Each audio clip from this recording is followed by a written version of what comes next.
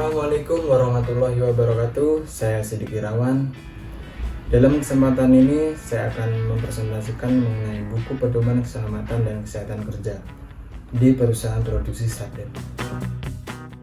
Langsung saja pada poin pertama, yaitu menjelaskan pengenalan secara umum tentang peraturan perundang-undangan K3. Saran untuk K3 pelaksanaan perundang-undangan sistematika pelaporan dan eksekusi kebijakan. Dalam peraturan perundang-undangan yang mempengaruhi perusahaan makanan olahan sarden secara ringkas terdiri dari 1. Undang-Undang Nomor 1 Tahun 1970 tentang keselamatan kerja, 2. Peraturan Menteri Tenaga Kerja tentang pemeriksaan kesehatan tenaga kerja dalam penyelenggaraan keselamatan kerja, 3. Undang-Undang Nomor 18 Tahun 2012 tentang keamanan pangan. Yang keempat yaitu Undang-Undang Nomor 3 Tahun 1992 tentang jaminan sosial tenaga kerja, dan yang kelima Peraturan Kepala Badan BPOM Republik Indonesia 2012 tentang cara pemeriksaan sarana produksi pangan. Yang keenam yaitu Peraturan Presiden Republik Indonesia Nomor 80/82 Tahun 2017 tentang BPOM serta pengawasan strategi pangan. Selanjutnya, saran yang menjadi masukan untuk pelaksanaan K3 yaitu dengan membentuk organisasi terkait K3. Bagian selanjutnya yaitu sistematika pelaporan bahaya. Hal yang perlu dilakukan yaitu setiap individu wajib melaporkan jika terjadi kecelakaan atau sumber bahaya. Personil terkait akan melakukan survei ke lokasi di mana tempat terjadi bahaya atau kecelakaan kerja. Personil terkait membuat form pelaporan bahaya, tindakan untuk menyelesaikan masalah tersebut sesuai prosedur.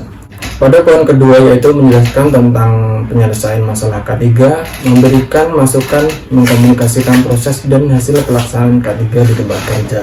Pada bagian ini, yang pertama menjelaskan strategi perusahaan dalam penerapan K3, yaitu memberikan masukan pada penyelesaian masalah K3 menggunakan pendekatan edukatif dan informatif. Karyawan dan pekerja menerima pendidikan dan presentasi secara konsisten, membuka ruang diskusi untuk meningkatkan pengetahuan pekerja, lalu memberikan masukan yang membangun. Selanjutnya, personil yang berkaitan dengan segala urusan K3 di lingkungan perusahaan adalah organisasi P2K3, ahli atau staf K3, jajaran serta penanggung jawab. Selanjutnya, penyelesaian masalah yang terjadi akibat adanya sumber bahaya, kegiatan bahaya, ataupun indikasi yang menyebabkan terancamnya keselamatan kerja, yaitu berpartisipasi dalam pertemuan kelompok dan individu, memberikan dokumen tertulis tentang analisis kejadian yang terjadi. Lanjut ke poin ketiga yaitu menjelaskan tentang kontribusi dalam membangun proses konsultasi, penyampaian informasi, dan membangun lingkungan kerja yang paham akan isu-isu penting keselamatan kerja.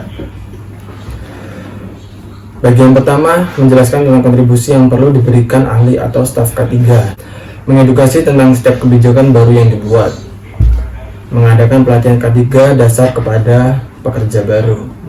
Selanjutnya, kontribusi jajaran direksi dan perusahaan adalah mendukung setiap aksi atau kebijakan yang secara efektif dan meningkatkan kesadaran dan keselamatan pekerja.